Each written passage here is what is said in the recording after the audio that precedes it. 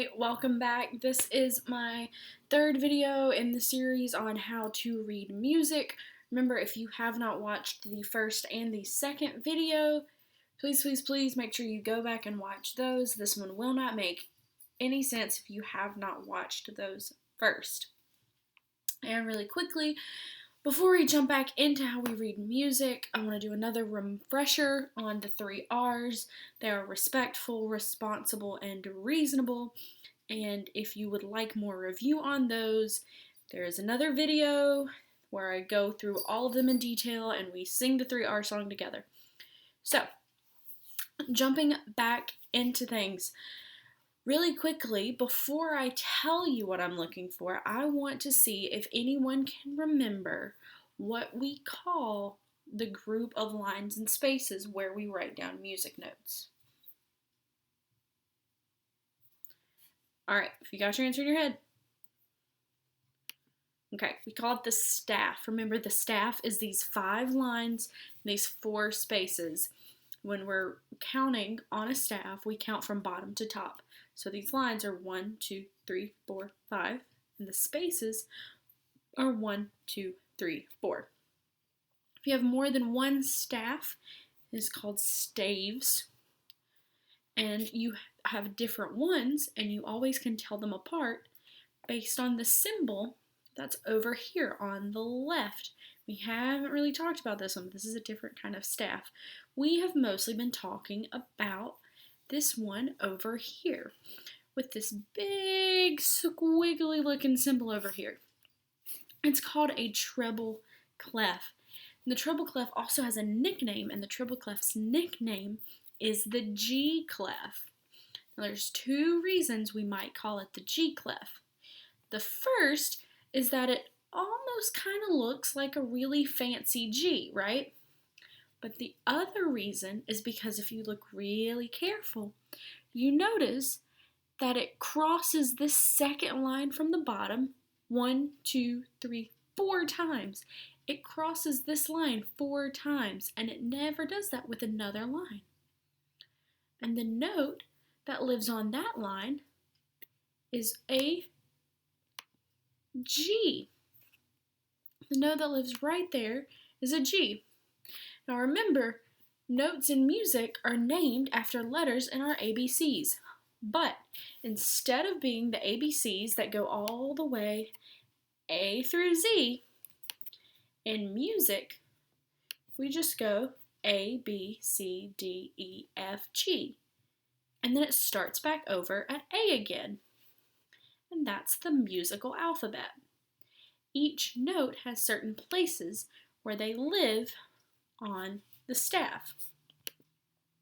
So for instance, if you look at the lines on the treble clef from the bottom to the top, they are E, G, B, D, and F. Because remember, the second line up is where G lives, and that's where that treble clef symbol crosses through the second line. That's the G. But from the bottom to the top, these lines are E, G, B, D, and F. That means that the notes that live on those lines have those names. And one way that you can remember the order of what these lines are is if you use the sentence, "Every good boy does fine." There's a lot of other sentences that you can use to remember that. You might use, "Every good burger deserves fries." You might use a completely different sentence that you came up with. But what's important to remember is that each word starts with the correct letter because it has to be in order E, G, B, D, and F. So now that we know the names of the notes on all of these lines, what do you think we're going to learn next? The spaces. Good. We're going to talk about what notes live in the spaces between these lines. So if you go from the bottom to the top in these spaces, the notes that live there are F, A, C, and E. And something that's really cool about those is that we don't even have to use a sentence to remember the order. They spell out their own word. They spell out the word face, just like your face or my face. The notes in the spaces spell out face from bottom to top. So the note that lives in this first space right here on the bottom is an F. The note on the second space is an A. The third is a C. And the fourth is an E. So if we were to write out where the notes on all the lines live and the notes on all the spaces live, what might we notice if we look at all of them? And just one more time, from the spaces, from the bottom to top, they spell out the word face. So if we have all the lines and all the spaces written out, and we're reading it from bottom to top, remember we got to read from bottom to top, and because we have lines and spaces, we have to make sure that we read from line to space to line to space to line to space and all the way up. What might you notice about the way that those letters go?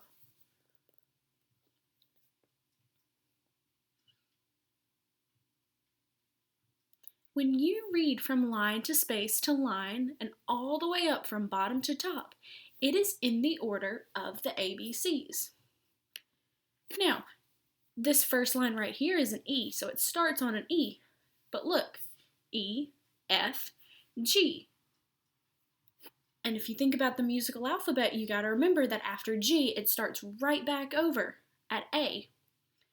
So A, B, C, D, E, F, and that's the order of the musical alphabet. So all of these notes live in the right order of the ABCs. So just really quickly before I leave, I want to do a quick wrap up to remind you of everything we already talked about so far. Remember that we have the musical staff. Music staff is this group of lines and spaces. 5 lines, bottom to top, 1, 2, 3, 4, 5. 4 spaces, bottom to top, 1, 2, 3, 4. There's different kinds of staves and you tell them apart based on what symbol lives all the way on this far left. This one right here is the treble clef. It's this tall, swirly one. It is nicknamed the G clef. It looks kind of like a G, and it crosses this second line from the bottom here 4 times, and the note that lives there is the G. The lines on the treble clef are from the bottom to the top, E, G, B, D, and F. Those are every good boy does fine. The spaces on the treble clef are F, A, C, E. Those spell out the word face. So when you go up on the staff, from line to space to line, all the way up from bottom to top, the notes follow the order of the musical ABCs, starting back over after G. So that is a quick review on what we've talked about in reading music on the treble clef. I hope you enjoy. Please feel free to go back and rewatch these if you need help, if you need refreshers.